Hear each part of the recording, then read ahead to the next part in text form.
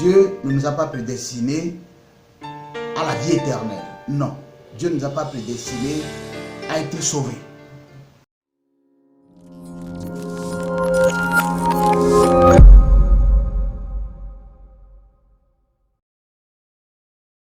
Shalom à tous et bienvenue dans nos vidéos Éclaire-moi et sur notre chaîne SEM TV.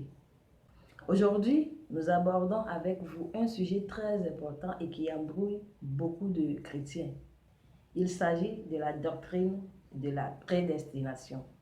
Et notre invité, c'est le docteur Jacques Azeglo. Bonjour, pasteur. Oui, bonjour ma soeur, comment vous allez? Bien, par la grâce de Dieu. Avant de revenir au pasteur, nous allons voir quelques vidéos sur ce que les gens pensent sur ce sujet. Abonnez-vous, aimez, likez et partagez pour ne pas rater nos prochaines vidéos. Le salut là. Mais avant de parler du salut, entrons un peu dans la prédestination. Parce que c'est ceux qui sont prédestinés à la vie éternelle qui obtiennent le salut. Qu'est-ce que la prédestination? D'après le dictionnaire, la prédestination est une doctrine religieuse selon laquelle Dieu prédestine ou destine certaines créatures au salut par la seule force de sa grâce et vous les autres à la damnation. Dieu, connaissant tout à l'avance, a déjà choisi ses élus par rapport à ceux qui ont su accomplir ses desseins. Romains chapitre 8, verset 28. Jésus-Christ était prédestiné car le décret de sa naissance était publié à l'avance. Psaume chapitre 2, verset 7, ainsi que celui de Judas qui par prédestination a conduit notre Seigneur à la croix. Mes frères et sœurs, nous évangélisons. C'est parce que l'homme doit accepter. Et si l'homme n'accepte pas, eh bien il refuse et il va en enfer. Il accepte, il va au ciel. Une prédestination qui présente un Dieu méchant n'est pas la Bible, parce que Dieu est amour. Dieu a élu les sauvés avant la création du monde pour qu'ils soient saints, c'est-à-dire mis à part. Le choix, l'élection de Dieu, date d'avant que le monde soit créé. Deuxième remarque, Dieu a prédestiné ses enfants pour qu'ils soient adoptés. C'est-à-dire qu'il y a de sa part une mise à part antérieure pour que ses enfants deviennent les siens à un moment donné. Troisièmement, Dieu orchestre toutes choses, toutes les circonstances, toutes choses concourent au bien de ceux qui aiment Dieu, pour ceux qu'il a choisis. Quatrièmement, Dieu a pour objectif que ses élus ressemblent à Christ. Et cet objectif sera accompli, bien sûr, à la fin des temps, à la fin des temps historiques en tout cas, lorsque nous serons transformés à l'image de Christ.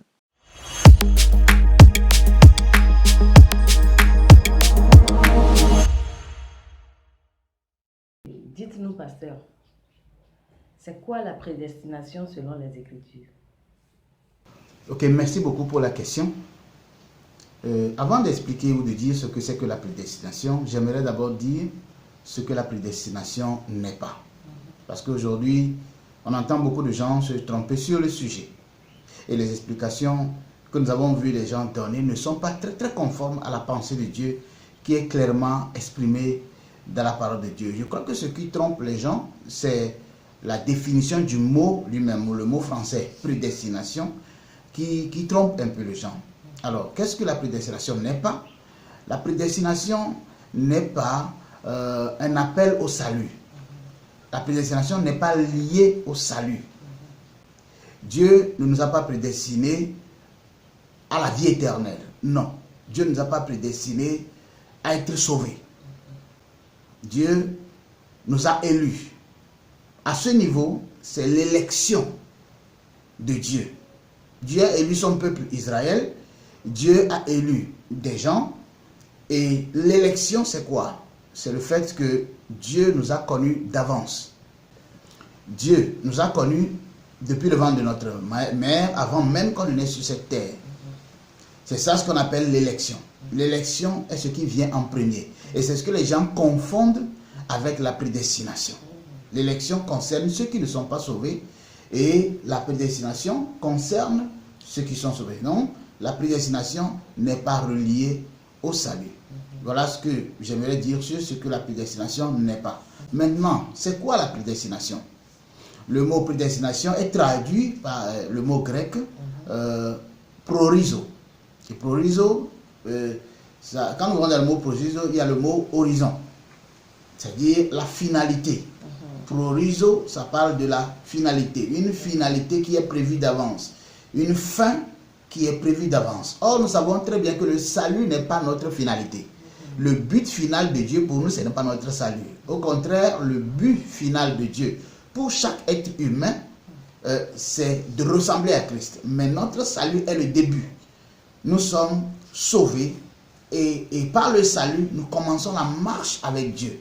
Donc le salut est le point de départ pour chaque enfant de Dieu. C'est le début de notre communion, de notre vie, de notre marche avec Dieu. Tout ce que Dieu a appelé, il les a fait passer par une alliance.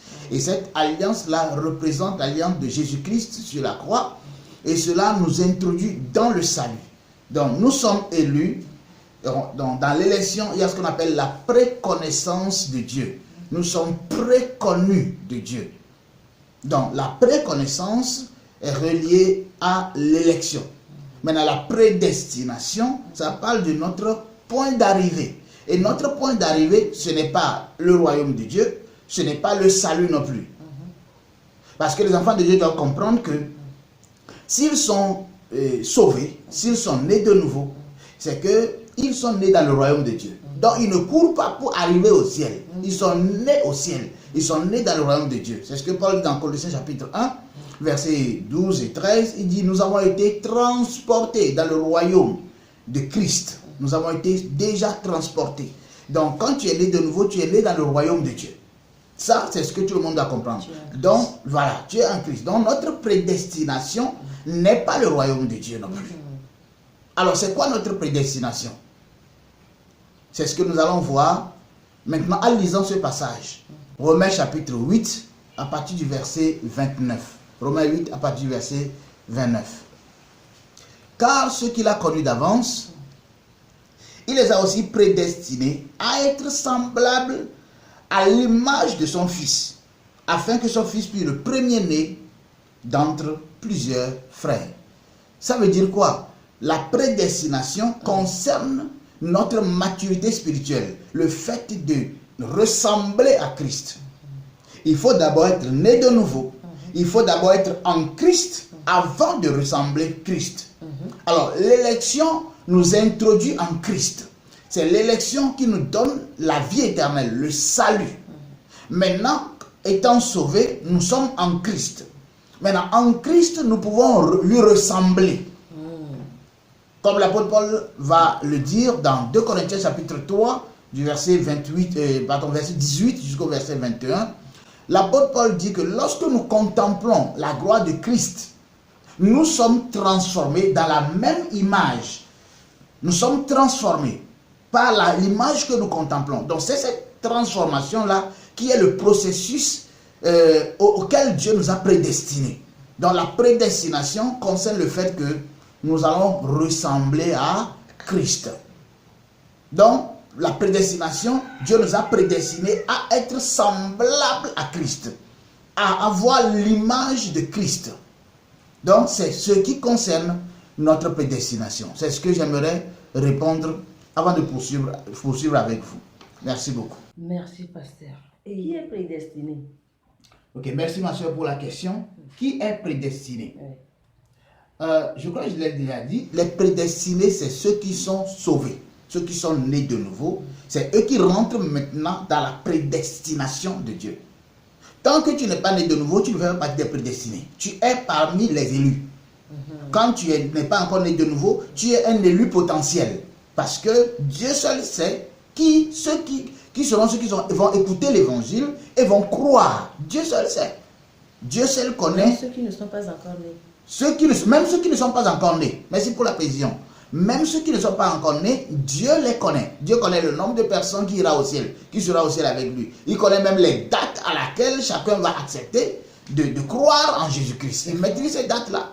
C'est fort. C'est très fort. Mais il s'agit de Dieu, il ne s'agit pas d'un homme, il ne s'agit pas d'un robot, il ne s'agit pas d'une machine, il s'agit de Dieu, celui qui est le créateur et l'origine de toutes choses. Il est la base et l'origine, tout vient de lui. Tout. Ce que nous pouvons juger de mal comme de bien, tout vient de lui. Tout vient de lui. Donc c'est lui qui définit ou c'est lui qui connaît d'avance. Il nous donne tous l'opportunité, mais il sait que Kofi acceptera Mais Eric refusera. Il sait ça. Et il sait que si Kofi accepte, ce n'est pas par ses efforts. C'est parce que Kofi a été préconnu pour ça. C'est parce que Kofi a été préparé pour ça. Mais ce n'est pas ça la prédestination. Parce que notre destination, c'est de devenir de petits Christ. Des Christ multipliés. Ce n'est pas notre nouvelle naissance. Notre destination n'est pas notre salut. C'est l'élection qui nous confère le salut. Donc, les élus de Dieu sont ceux qui appartiennent à Dieu, même s'ils ne le savent pas, même s'ils sont des féticheurs, même s'ils sont des marabouts, mais s'ils sont des élus, c'est qu'ils sont des élus. Ils rentreront dans le royaume avant la fin de leur vie. À coup sûr, Dieu ne se trompe pas. Quand Dieu a confiance en quelqu'un pour quelque chose, c'est qu'il ne s'est pas trompé. Dieu ne se trompe pas. Donc chacun accomplira ce que Dieu a prévu. Ceux qui sont maintenant sauvés, ceux qui sont nés de nouveau, qui rentrent dans la prédestination. C'est pourquoi Paul dit, nous sommes prédestinés à être semblables à Christ. Prédestinés à être semblables à Christ. Alors, je vais lire un autre passage qui va mieux nous éclairer sur le sujet. Ce deuxième passage, c'est dans Éphésiens, chapitre 1, à partir du verset 4. L'apôtre Paul dit ceci, en lui, c'est-à-dire en Jésus-Christ, Dieu nous a élus avant la fondation du monde pour que nous soyons saints et irrépréhensibles devant lui. Ici, nous avons l'élection. En lui, en Jésus-Christ, Dieu nous a élus avant la fondation du monde. Au moment même où on n'était même pas encore né, Dieu nous a déjà élus, préparés pour le salut en Jésus-Christ. Ça, c'est l'élection. Maintenant, au verset suivant, quand il parle de saint et irrépréhensible, ça parle de notre nouvelle naissance, tout simplement. Lorsque tu es né de nouveau, tu es saint et tu es irrépréhensible parce que spirituellement, dans ton esprit, il n'y a plus de saleté, il n'y a plus de tâche. Donc, tu es saint aux yeux de Dieu. Alors, verset 5 dit, nous ayant prédestinés dans son amour à être ses enfants d'adoption par Jésus-Christ, selon le bon plaisir de sa volonté. Donc, l'apôtre Paul nous dit ici que Dieu a prévu que lorsque nous serons nés de nouveau, ce ne serait pas fini, mais que nous devenions des enfants comme Christ. Que nous devenions comme Christ. C'est ce que Paul appelle enfants d'adoption, ou l'esprit d'adoption. Ça fait de nous des fils matures. Ça parle de notre maturité spirituelle. Et Paul parle de la stature parfaite de Christ, ou de notre perfection en Jésus-Christ. Et c'est ce à quoi nous sommes prédestinés à devenir comme Christ lui-même. Et ça, c'est un parcours. C'est cette logique qui a amené Paul à dire à la fin de sa mission, j'ai combattu le bon combat et j'ai achevé ma course. Paul a atteint maintenant sa prédestination. Son but, le but de Dieu pour Paul, ce n'était pas pour qu'il soit sauvé sur le chemin de Damas, non. Ça, c'était pour commencer quelque chose avec lui. Donc, quand il a sauvé sur la route de Damas, maintenant, il lui a confié une mission, une marche avec Christ, et il va accomplir cela. Et c'est ça notre prédestination. Prédestiné à servir Dieu. Prédestiné à être utile pour Dieu. Prédestiné à être des instruments dans la main de Dieu. Prédestiné à être des serviteurs de Dieu. Et je le dis en passant, tous ceux qui sont nés de nouveau sont appelés par Dieu. Éphésiens chapitre 1, déjà qu'on descend au verset 17, 18 en allant, Paul dit que Dieu ouvre les yeux de nos esprits afin que nous sachions quelle est l'espérance qui est attachée à son appel. Quand on parle d'appel, ce n'est pas seulement ceux qui sont appelés à devenir pasteurs, évangélistes et tout le reste, mais c'est tout enfant de Dieu, tout être humain qui répond au salut de Jésus-Christ, c'est un appel pour lui. Et c'est le premier appel pour tous les hommes. Le premier appel. Dieu nous invite au salut.